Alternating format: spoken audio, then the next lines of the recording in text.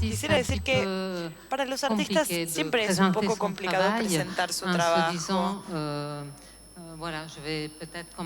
Uno piensa, bueno, a lo mejor debería empezar desde el principio, pero no voy a hacer una presentación retrospectiva que presente cronológicamente mi trabajo, porque yo no lo pienso tampoco de esa manera. Yo tomé partido por la posibilidad de presentar una de mis obras más recientes que se presentó en el espacio público. Es una instalación que hicimos en el Central Park que pidió el Public Art Fund, fueron ellos los que lo curaron. Y a partir de esa obra fuimos pensando en las líneas que se podían trazar para relacionar esta obra con el resto de mi trabajo. Así es como organicé la presentación. Este trabajo se llama DC Airlines. Y cuando me invitaron para intervenir en la entrada del parque, me planteé esta pregunta de qué es un árbol para el espacio público. Es un poco la misma actitud que tomo siempre cuando estoy planeando una exposición en un museo, o sea, en una galería. Siempre pienso en el espacio, en la arquitectura del lugar. Es algo que cuenta muchísimo para la definición y para el rumbo que va a tomar mi trabajo. Y entonces, empecé a hacer una investigación de la historia del parque y durante esa investigación encontré un texto de Smithson que decía que el Central Park era una escultura. Y es verdad que es una obra de arte el parque en sí mismo. Y viendo un poco la historia del parque, me di cuenta también que todas las puertas de acceso al parque tenían nombres de las distintas personas que construyeron los Estados Unidos. Entonces tenemos el Women's Gate, que es el de las mujeres, el Children's Gate, de los chicos, está la puerta de los extranjeros, the Stranger Gate. Y entonces, a medida que iba avanzando con mi investigación del parque, me iba dando cuenta que era imposible pensar en hacer un árbol o una obra de arte que uno dejaba en la entrada del parque. Es como si uno hiciera un collage y la pegara arriba de otra obra. Era algo que no iba a funcionar para mí si yo no lo integraba. Entonces, partí de la base de que tenía que establecer un diálogo y trazar una equivalencia entre mi obra y el parque. Una de las características claves del parque es que todos los caminos y todos los recorridos lo atraviesan y lo unen. Y ese parque creado por Oslo, en realidad, es uno. Él no quería que hubiera diferentes parques dentro de uno, porque para él todo el parque en sí debía ser una experiencia estética, como la vida de las personas. Entonces, cuanto más avanzaba, más me convencía de que tenía que establecer este diálogo con el parque y sobre todo con los visitantes, con el espacio público y con las personas que visitan el parque. Entonces empecé a medir todos los recorridos del parque, todos los senderos que lo atraviesan. Acá tenemos una de las marcas en las que yo hice mis estudios y fui trazando todo el trayecto de los senderos que llamé Humble Bene. Y a partir de eso creé estas esculturas con 112 bobinas y cada una de estas bobinas tenía el color del hilo de uno de los trayectos y la distancia también. Cada bobina representaba un sendero. A través de este estudio empecé también a pensar en la historia de la caminata. Caminar es algo simple, es lo más fácil que hacemos. Uno aprende a caminar antes de aprender a hablar. Pero cuando uno camina por una intención, cuando uno marcha, lo hace por una intención y es un ejercicio difícil. Quizás sea por eso que hay una historia de las marchas. Es una historia que une la marcha política de los derechos civiles, pero también la historia del arte con todo esto, porque saben que hay artistas como Francis Allis, Hamilton y otros que marchan para atravesar el mundo del arte, de la literatura, de la música. Entonces, para mí también la marcha constituía un atlas, creaba esta gran historia de la historia del caminar. Entonces, cada bobina era un sendero, pero también cada bobina tenía la descripción de la distancia recorrida y también tenía un título a cada una. Entonces, a cada distancia quise darle un título que tomé de las marchas cívicas, como la Salt March de Gandhi, o la Marcha de los Derechos Cívicos de la Mujer, o la Marcha de Charlie. Entonces eran marchas ya sea relacionadas con la época de la construcción del parque o marchas en las que yo hubiese querido participar yo misma y que no pude porque ya sea no había nacido o estaba en un lugar completamente diferente y alejado. Para mí lo interesante fue el hecho de que teníamos la posibilidad, delante de esta obra, de que el espectador eligiera establecer un camino a través de la bobina o leerla como un poema o como un título y una sucesión de títulos de una bobina a otra, o, por el contrario, tratar de poner en práctica el hábito de perderse en el caminar. Le titre de la pièce des Airlines, en français on pourrait le traduire par les chemins de traverse. C'était un titre qui pour moi s'imposait parce qu'en ayant mesuré tous ces chemins, il y en avait bien sûr certains que je ne pouvais absolument pas mesurer parce que ce sont des chemins qui apparaissent et disparaissent très vite et ce sont ces chemins que les gens prennent en dehors des sentiers battus, justement en dehors des chemins los recorridos que la gente toma fuera de los senderos oficiales. Le gazon repousse, etc. Donc c'était la seule chose que después de un tiempo en realidad desaparecen porque el césped vuelve a crecer y ya no queda rastro de este recorrido. Por eso eso fue lo que guió el título general de la obra. Para mí lo que era importante era poder inscribir esos pasos en otra historia de pasos. Entonces, poder caminar sobre otros rastros, por otros caminos. Y esa idea de diferentes temporalidades que había en esta obra, porque era un gran atlas de todas esas marchas y caminatas. Es algo que yo retomo en general y que es muy adyacente a mi trabajo, pero que fui estudiando desde diferentes puntos de vista. Acá tenemos Tempi-Doppi, el tiempo doble, que es otra obra que parece casi un paroxismo, porque el tiempo, por definición, no puede ser doble, sino que por el contrario, tenemos un presente, un pasado, un futuro. Puede ser leído diferentemente. Esta es otra lectura del tiempo, porque el único medio para medir el tiempo son los instrumentos que tenemos de medición. Lo interesante es cuando las diferentes parcialidades del tiempo se encuentran. Entonces hay un falso reconocimiento que experimentamos, que es el déjà vu. Y es algo que todos hemos vivido como experiencia en nuestras vidas. Y personalmente me parece que es una experiencia linda del tiempo. Es una experiencia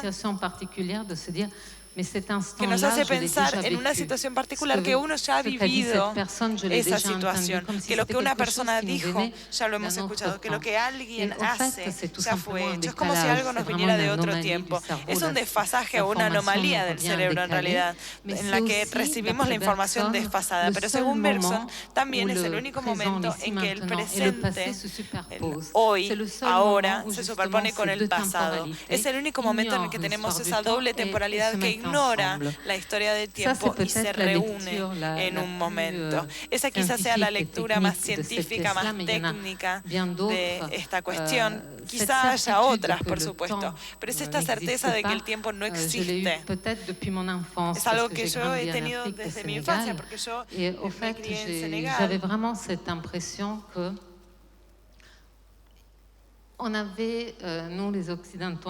Tenía siempre esa sensación de que en Occidente teníamos una manera de ver o de medir el tiempo que es completamente diferente de la africana.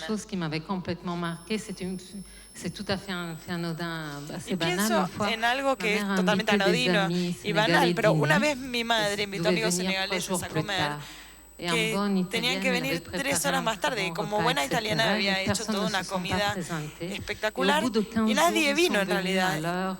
¿Qué pasó? Habían entendido otra invitación y llegaron 15 minutos más días. A lo cual mi madre contestó, no entiendo, tenían que venir hace 15 días, ¿por qué no vinieron antes? Y mi mamá dijo, no. Eso fue lo que dijo mi mamá, perdón. Y los senegaleses dijeron, no, bueno, pero vinimos hoy, ya está, estamos acá. Y eso es porque en África la invitación siempre es abierta. Si alguien los invita, ustedes siempre van a ser bienvenidos, no importa la fecha, ni la medida, ni el momento de la invitación. Lo que importa es el acto de la invitación y para mí se impuso esta idea de que había diferentes tiempos, diferentes dimensiones y diferentes mundos. Y es esa línea, ese hilo conductor, lo que establece ese recorrido entre obra y obra de mi trabajo. En esta obra tenemos una lamparita que está prendida y una que está apagada, pero lo único que los une es el cable de cobre. Lo que pasa es que no hay alimentación eléctrica en el cable. Son dos elementos. Uno parece funcionar, parece brillar y el otro no. Pero está apagado, no es que no funcione. En realidad lo único que las conecta es ese doble envío, esa comunicación que hay entre las dos a través de ese cable de cobre. Entonces esos mundos diferentes, con diferentes temporalidades, vuelven y son formas que vuelven siempre. Esta instalación se llama 350 puntos al infinito. Son 350 cables de los cuales ninguno cae en ángulo recto. Cada uno tiene un plano diferente. En cada uno hay una ley de gravedad diferente, pero en cada plano hay un ángulo diferente. El título entonces se llama 350 puntos hacia el infinito, pero el infinito por lo general está por encima de nuestras cabezas y es algo que uno imagina en el cielo. En este caso, el infinito está bajo nuestros pies. Entonces son más bien 350 mundos que coexisten y puede verse también como una visión del zócalo del mundo, del fondo del mundo que Manzoni impone.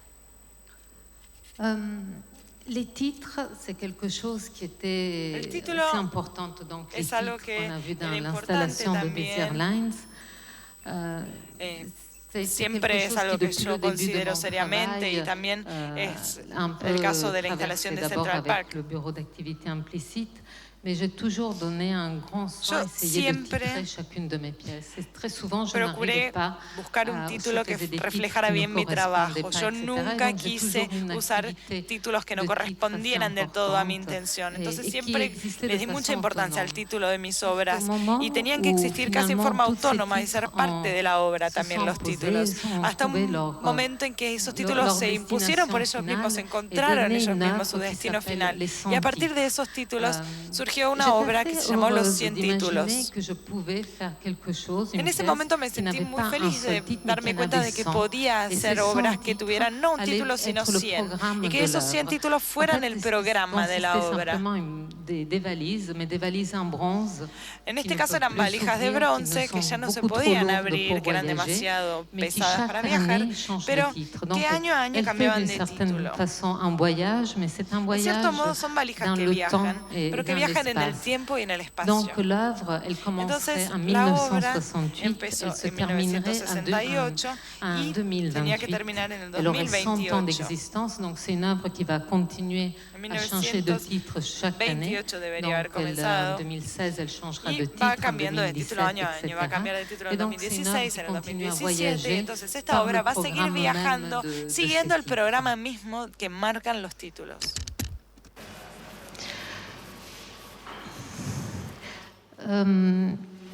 Et puis évidemment entre les dimensions, les espaces, tenemos diferentes dimensiones, diferentes espacios, la arquitectura, los títulos y entre todas estas dimensiones yo también veía otro mundo presente en mi trabajo que también era importante y es el mundo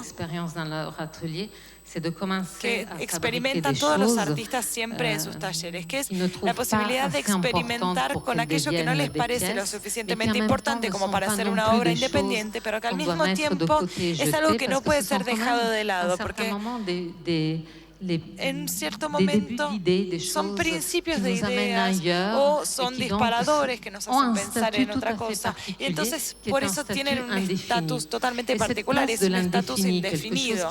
Y ese lugar de indefinido, de aquello que no pertenece a ninguna dimensión clara, para mí era algo muy importante.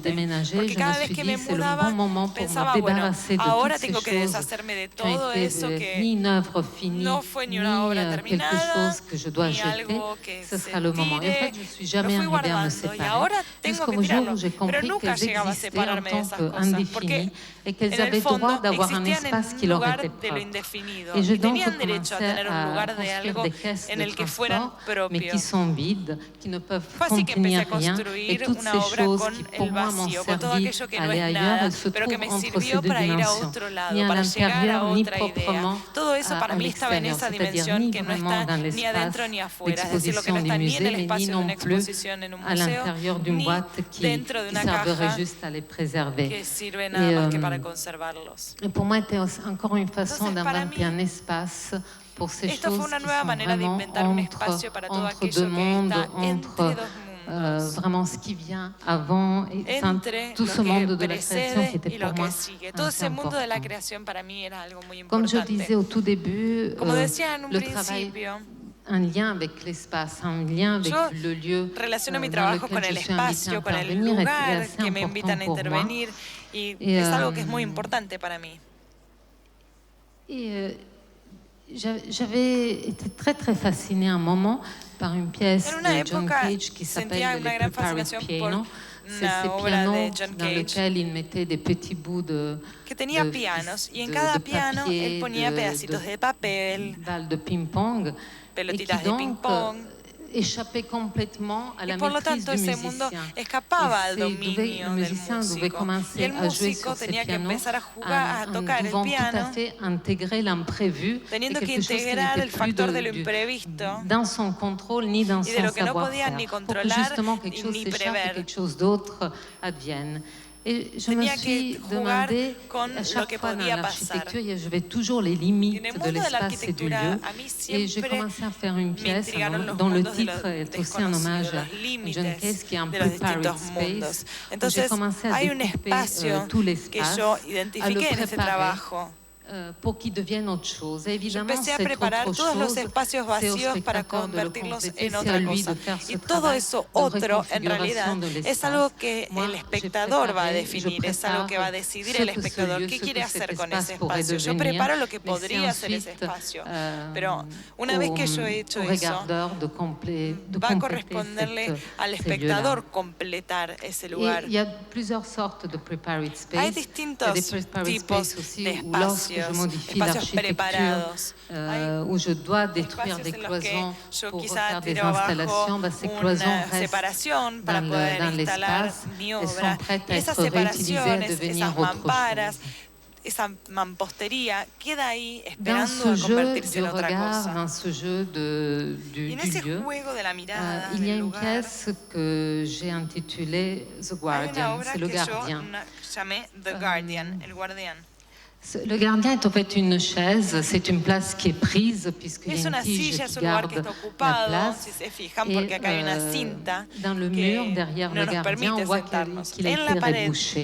En fait, detrás quelque chose, vemos que en l'exposition realidad est à esto ha l'intérieur du sido mur, tapado, l'exposition ne se porque voit pas, esto muestra que et la le exposición gardien está est detrás absent. de la pared, Et donc, que la c'est vraiment exposición au ha sido visiteur cerrada y que el guardián no está de presente prendre porque la no lo place du vemos gardien, y que le d'imaginer corresponde al d'être dans espectador tomar d'être ese lugar observé de et d'imaginer guardián, surtout ce qu'il y ese aurait lugar de derrière ser le mur. el Il y a un observado y de architecte que j'aime imaginar lo que beaucoup está qui detrás de la s'appelle pared. Hugo Pietra qui dit « Habiter, c'est être partout Hugo chez soi ». Pietra, un artista, dice que vivir es estar J'aime beaucoup en su cette idée-là casa, parce en que todos bon, lados. là, Es effectivement, estar c'est omnipresente au en su hogar. spectateur d'habiter Yo véritablement adhiero a esa idea la porque me parece que proposition corresponde al du gardien. espectador Mais adoptar esa propuesta ce del qui est assez beau guardián. et venant surtout d'un architecte, c'est de Y dire viniendo de un finalement, ce n'est arquitecto me pas interesa avoir esa un idea espace, de ce decir n'est que pas uno no avoir tiene une maison, un un espacio, appartement, una de casa o un définir un departamento territoire qui para est d'être definir el justement le territorio contraire. de donde uno está en su casa, sino que hay que elegir esta idea de estar desorientado, de tener una nueva mirada del mundo que hace que el mundo nos pertenezca. Me parece que esa es una experiencia estética que es sumamente importante. Mes dessins viennent de cette désorientation, de cette réorganisation. Mes dessins sont très proches de l'architecture, mais c'est toujours des espaces finalement où plusieurs lieux et plusieurs espaces sont combinés, mais de telle façon qu'on n'a jamais une lecture claire et définie des frontières. Ce qui est à l'extérieur et ce qui est à l'intérieur, finalement, n'est plus très important. Ce qui est important, c'est que tous ces mondes arrivent à coexister, arrivent à vivre dans cette même dimension qui est du dessin. Del diseño, de la obra. Son assez proches, comme je les conçois, des installations. Et finalement, mes installations, c'est presque des dessins. En fait, dans ces deux jeux-là, les deux mondes aussi se pénètrent de façon assez libre. Ici, en fait, on voit aussi comment je présente mes dessins parce que acá je también les vemos la presentación de mi obra. Yo nunca las cuelgo en paredes, sino que opto siempre por mostrarlas de manera espacial. Comme des choses à l'intérieur desquelles on se balade, qui sont assez flottantes es la manera en la que uno va atravesando la vida, es algo que está ahí flotando, pueden superponerse según el punto de vista y pueden verse y mirarse. Contemplative, mais vraiment de manera contemplativa, en se baladant, sino en recomposant et en changeant sans arrêt les différentes perspectives et jeux de regard. Y los diferentes juegos de miradas. Quand je disais que mes installations, c'est des dessins, ça n'est presque la preuve, dont on voit que finalement les sculptures sont souvent en perspective. Elles sont dans des espaces qui sont vraiment des espaces qui appartiennent beaucoup plus au dessin qu'à l'installation. Voilà, donc là, c'est différentes installations dans des musées. Acá vemos distintas instalaciones en uno de los museos y llegamos al final de la presentación.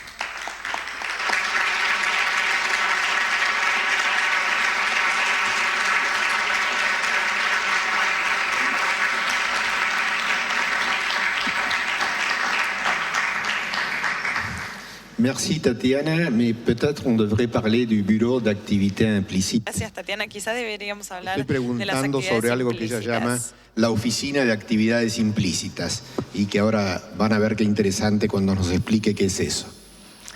Oui, alors c'est vraiment mon premier travail. C'est un travail que j'ai. Es mi primer trabajo. Esa oficina de actividades implícitas. J'aimais beaucoup dire que c'était un travail de. Para mí era un trabajo de duración indeterminada. Parce que je savais quand est-ce qu'il avait commencé, mais je ne savais pas. Porque yo sabía cuándo había empezado, pero no sabía cuándo iba a terminar. Y por lo tanto. C'était quelque chose où je devais justement regrouper toutes ces activités. Era algo que tenía que unir todas esas actividades que nunca tomaban una forma independiente, pero que siempre estaban presentes en el momento de creación de manera fuerte. Parece que era la ética, pero también el mundo de la vida del artista. Yo me fui a vivir a París después de haber hecho la Escuela de Bellas Artes, no tenía trabajo, no tenía plata para tener un taller, no tenía galería donde mostrar mi trabajo, no tenía coleccionistas interesados tampoco en mi trabajo. Y a partir de ese momento me pregunté, ¿sigo siendo artista? ¿O el hecho de no ser visible, de no existir realmente de manera explícita en el mundo del arte, me impide ser artista? Y también tenía esa realidad material de que yo tenía que buscar trabajo. Necesitaba trabajar para vivir y entonces no tenía tiempo finalmente en el que ejercer mi práctica de artista. Entonces, por eso empecé a pensar en la actividad implícita.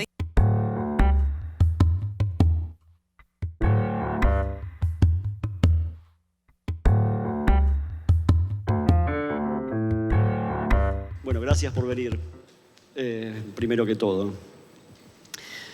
Yo creo que Luis Augusto es el que va a hablar sobre coleccionismo. Yo no tengo mucha idea sobre coleccionismo. Así que quizás le voy a hacer algunas preguntas, pero quisiera contar una historia que es de cómo yo conocí a Luis Augusto. Después de la crisis del 2001 en Buenos Aires,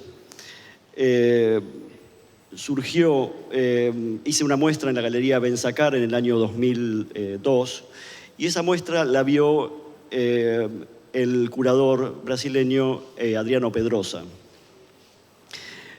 Era una época muy crítica. Estábamos todos al borde de la destrucción. Y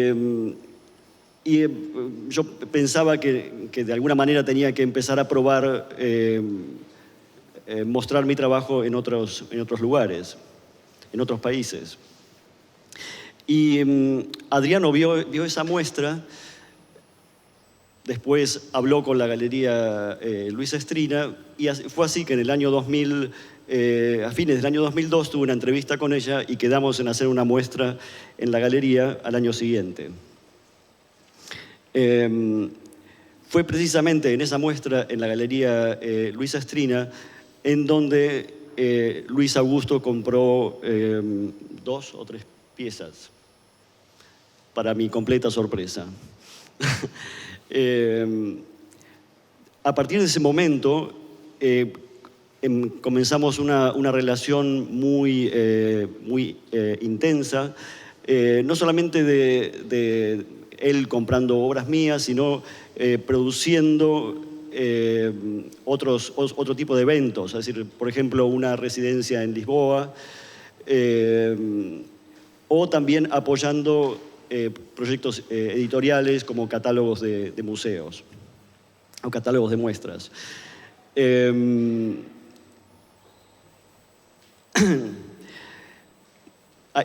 aquí ha traído una serie de imágenes. Te achacaron esas palabras. No, sí voy a hablar de Boetti. Es verdad que es un artista que me gusta mucho y nunca hice esa comparación entre los dos. Pero sí es cierto que es algo interesante, es algo para pensar. Me parece que habría que considerarlo. A mí Boetti me gusta mucho porque realmente si hay alguien que ha sabido construir a partir de esa idea de dualidad, de doble, no como alguien esquizofrénico, sino más bien como un doble idéntico con el que podríamos aliarnos para crear obras de arte, porque tenía a Alighiero y a Boetti y él fusionó a los dos. Y por eso él hizo que todo su trabajo girara alrededor de eso, alrededor de esa dualidad, que para mí es muy importante. Yo lo conocí siendo estudiante y me parece que fue gracias al descubrimiento de su arte que yo me planteé que quería ser artista. Y siempre me acuerdo de la primera obra que vi de él, que era un vidrio contra una pared. Y el título era Nada que ver, nada que esconder. Y yo dije, es increíble, la verdad, con qué simpleza y con un título, él nos pinta todo un universo poético. Je pense que c'est grâce à lui que j'ai eu ma première expérience esthétique. Y es gracias a él que yo viví mi primera experiencia estética. Mientras que tratabas de solucionar los problemas de la computadora, yo dije en castellano que vos comulgabas con la idea del arte como un medio entre lo ético y lo estético, o con esa idea de buscar una estética que fuera ética. A partir de eso, quería preguntarte cómo te sentís como artista en un mundo del arte en el que hay una cierta mezcla entre lo que es negocio, lo que es arte, lo que es lujo, lo que es moda y demás. Me parece que sos una artista muy seria y por eso fue que quisimos invitarte a nuestra Bienal y hacerte participar de estas jornadas. Un artiste sérieux comme toi, comment se sent ou comment elle fait pour défendre cómo se siente un artista como vos, o cómo hace para defender dénominer son intimité lo que se podría denominar la intimidad artística en un mundo que es el nuestro, con sus características. Moi-même, je laisse Proust répondre à ça, qui dit créer, c'est résister. Dice que crear es resistir, según las palabras de Proust. Hay otra cita también de Noah Poiry, es un artista de California que hace instalaciones en el desierto. Dice, no quiero ser artista, pero quiero que el arte me permita ser. No me hago estas preguntas de negocio. Trabajo de forma muy sencilla con los medios que son míos, trabajo sola, no tengo asistentes, no tengo una empresa, por más que me representen galerías importantes, consideradas como tiburones, hacen lo que tienen que hacer y yo sé lo que tengo que hacer y hago lo que tengo que hacer. Bueno, tenemos tiempo como para algunas preguntas del público.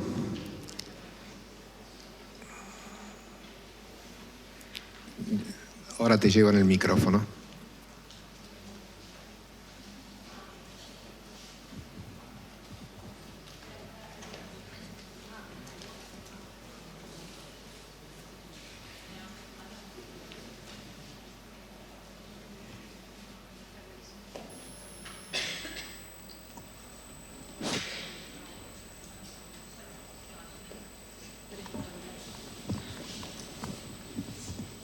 Yo le quería preguntar cómo es la relación de ella con el espectador, porque tal vez escuchando cómo se propone la obra, hay un pensamiento respecto del espectador y tal vez en el relato uno puede comprender cómo se llega desde la idea hasta la obra. Sí.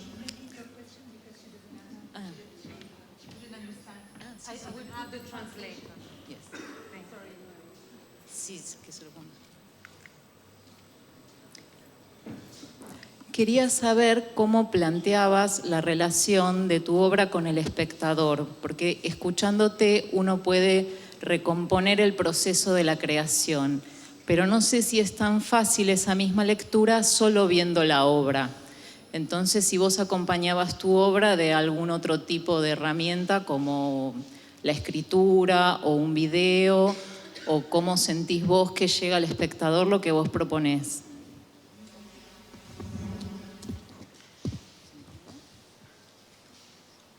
Oui, alors, je demande pas au spectateur de... Que el espectador, no pido al espectador que recomponga el proceso de creación, sino que confío en él. Creo que el espectador también tiene que hacer un trabajo. Anthony Montadas hizo una obra que me gustó mucho que dice, cuidado, la percepción requiere un verdadero trabajo.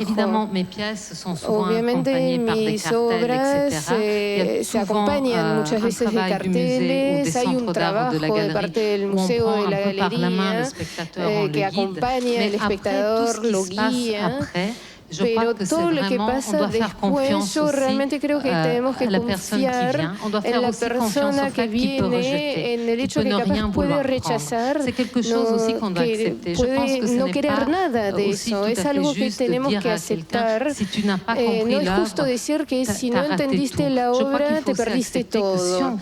Hay que aceptar que si no queremos, no podemos entender, también hace parte del desafío. Eso también es la libertad del arte. Laurence Wiener dice, tomás lo que querés y deja lo que querés.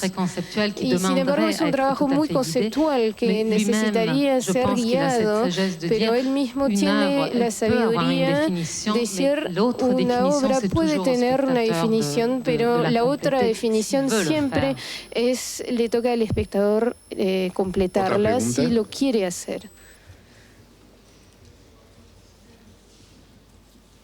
¿No?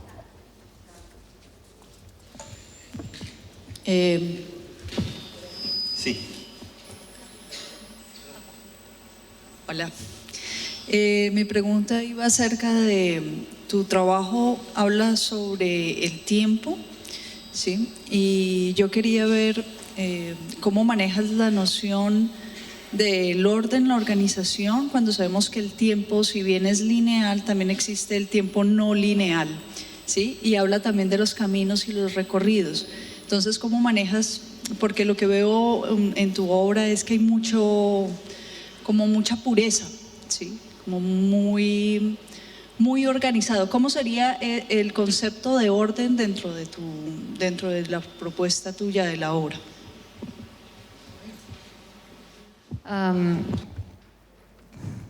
Je ne sais pas si mon œuvre est no sé si mi obra es tan pura, tan organizada. Creo que si miramos mis dibujos, son muy puros.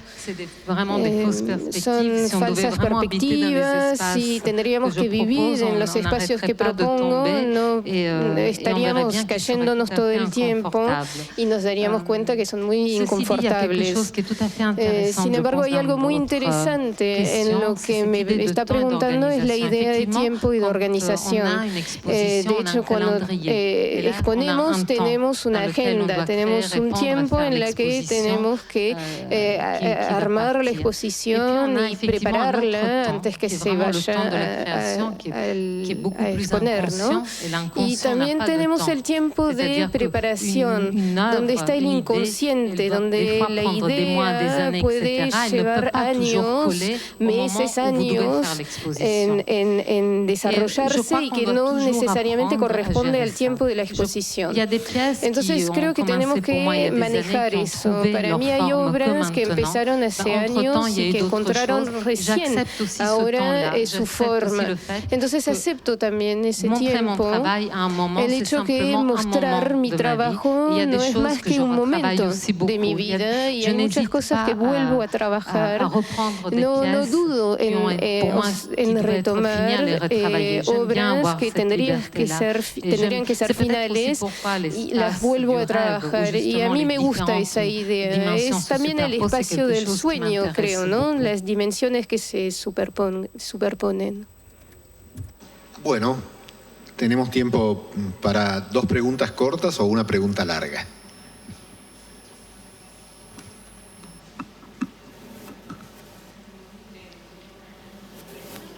¿Quién? Sabrina. Merci et merci beaucoup d'être ici.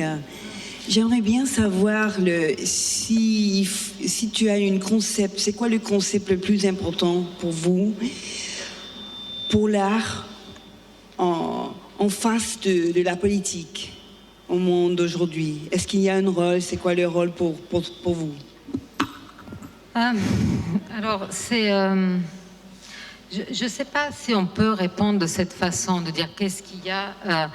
Alors, je pense que tout acte de création est politique d'abord. N'importe quel artiste qui crée fait déjà un acte politique en créant, par définition.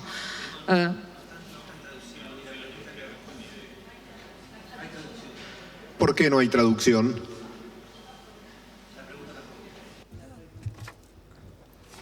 Ya está. Bueno, entonces, ¿por qué no traduzco? Bueno, yo traduzco la pregunta. La pregunta era cómo creía ella que era la vinculación entre arte y política, y cómo se sentía ella como creadora frente a la política. Y Tatiana había empezado a decir que ella pensaba que todo arte tiene vinculación con la política, que el propio proceso de creación, el hecho de crear, es una actitud política. Alors oui, je disais que pour moi, tout acte de création est déjà politique. Tout artiste, quand il crée, il fait un acte politique. Alors, moi, je distingue 2 choses. On peut être un artiste qui a des sujets politiques, mais pas forcément être politique, faire un travail politique. Lorsque un artiste prend dans quelque chose. Regardez, le pop art en est un exemple. Là, on peut considérer que le pop art est un art tout à fait politique. Parce que c'est bien la première fois que des objets de consommation extrêmement banals qui étaient adressés à une classe moyenne ou classe basse rentrent dans les musées, rentrent comme grands objets de culture. Est-ce que n'est-ce pas là un acte politique? Pourtant, les artistes du pop art ne se revendiquent pas comme des artistes politiques. Donc ça veut bien dire que finalement, créer est déjà un acte politique parce qu'un artiste fait rentrer différents mondes qui n'étaient pas voués à se rencontrer, qui n'étaient pas des mondes qui devaient correspondre. Donc il ouvre des champs, il crée des nouvelles frontières, il crée des nouvelles dimensions. Donc pour moi, tout acte de création est politique. Bueno, y una última pregunta. Bueno, si no hay preguntas, creo que quedamos todos... ¿Alguien levantó la mano ahí? No. Digo que si no hay preguntas, quedamos todos muy contentos y felices con lo que hemos escuchado de parte de Tatiana, que tiene mucho que ver con lo que pensamos quienes nos estamos planteando organizar esta Bienal, y la despedimos con un aplauso. Merci.